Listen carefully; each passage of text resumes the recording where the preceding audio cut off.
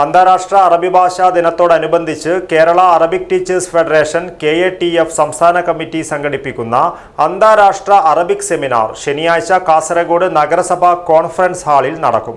ഒരുക്കങ്ങൾ പൂർത്തിയായതായി ഭാരവാഹികൾ വാർത്താ സമ്മേളനത്തിൽ അറിയിച്ചു.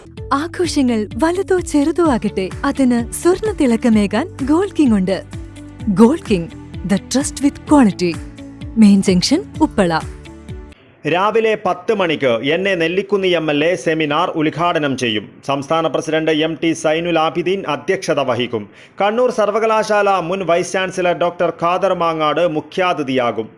UAE novelist Mariam Shinasi, Cairo സർവകലാശാല പ്രൊഫസർ ഡോക്ടർ അഹമ്മദ് അഫീഫി, ഒമാനിലെ സുൽത്താൻ ബാബൂസ് സർവകലാശാല senior trainer doctor Mariam bint Hamid Al Afiri, ഈജിപ്തിലെ Haraf academy director Sheema Mahmoud, Mogeri government college പൗരസ്ത്യ ഭാഷാ പഠന വിഭാഗം മേധാവി doctor Liaquat Ali, KATF academy വിഭാഗം അധ്യക്ഷൻ മുഹമ്മദ് അലി മിഷ്കാത്തി, ഡോക്ടർ P നിയാസ് മോൻ എന്നിവർ വിവിധ വിഷയങ്ങളിൽ പ്രബന്ധങ്ങൾ അവതരിപ്പിക്കും.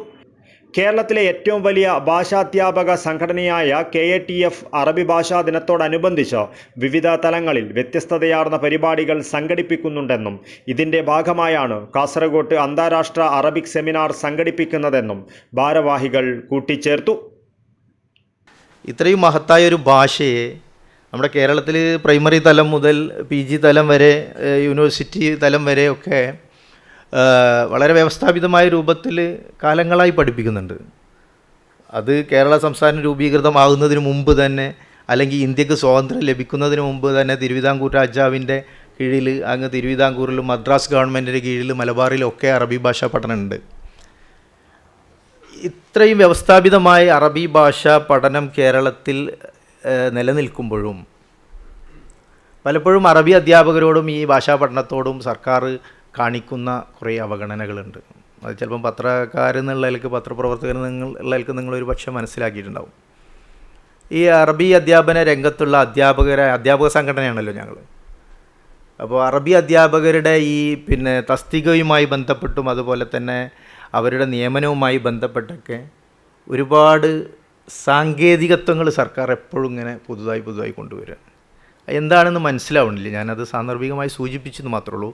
ഞാൻ ഏതായാലും നമ്മുടെ ഈ വിഷയത്തിലേക്ക് വരാം. ഞങ്ങൾ എല്ലാ വർഷവും 2010 മുതലാണ് UN ഈ അന്താരാഷ്ട്ര അറബിക് ദിനം ആചരിക്കാൻ തുടങ്ങിയത്. അന്ന് തൊട്ട് തന്നെ കേരള അറബിക് ടീച്ചേഴ്സ് ഫെഡറേഷൻ സംസ്ഥാന തലത്തിൽ ഡിസംബർ 18-നോടനുബന്ധിച്ച് പല തരത്തിലുള്ള പരിപാടികൾ സംഘടിപ്പിക്കാറുണ്ട്. അത് സ്കൂളുകളിൽ കേന്ദ്രീകരിച്ച്, അതുപോലെ ഉപജില്ലാ വിദ്യാഭ്യാസ ജില്ലാ തലങ്ങളിലൊക്കെ സെമിനാറുകൾ മാത്രമല്ല സംഘടിപ്പിക്കാറുള്ളത്. സ്കൂളുകളിൽ കുട്ടികൾക്ക് ക്വിസ് മത്സരങ്ങൾ സംഘടിപ്പിക്കാറുണ്ട്. അതുപോലെ തന്നെ അറബിക് മാഗസിൻ തയ്യാറാക്കുന്ന മത്സരങ്ങൾ സംഘടിപ്പിക്കാറുണ്ട്. അതുപോലെ തന്നെ അവർക്ക് അറബിക് എക്സ്പോ നടത്താറുണ്ട്. ഡോക്യുമെൻ്ററി പ്രദർശിപ്പിക്കാറുണ്ട്. ഈ അറബി ഭാഷയുടെ സൗന്ദര്യവും അതിൻ്റെ ഭംഗിയൊക്കെ കുട്ടികൾക്ക് മനസ്സിലാക്കി കൊടുക്കാൻ, പൊതുജനങ്ങൾക്ക് മനസ്സിലാക്കി കൊടുക്കാൻ ആവശ്യമായ പരിപാടികളൊക്കെ സംഘടിപ്പിച്ച് വരാറുണ്ട്. അതിലേറ്റവും ഹൈലൈറ്റ് ആയിട്ടുള്ളത് സംസ്ഥാന തലത്തിൽ സംഘടിപ്പിക്കുന്ന ഈ അറബിക് സെമിനാറാണ്. സംസ്ഥാന ജനറൽ സെക്രട്ടറി മൻസൂർ മടമ്പാട്ട്, സംസ്ഥാന നിർവാഹക സമിതി അംഗം നാസർ കല്ലൂരാവി, കൗൺസിലർ VP യൂസഫ്, ജില്ലാ secretary Sathar Athavanad, organising secretary BH Noushad എന്നിവർ വാർത്താ സമ്മേളനത്തിൽ പങ്കെടുത്തു. News bureau, Kasaragod.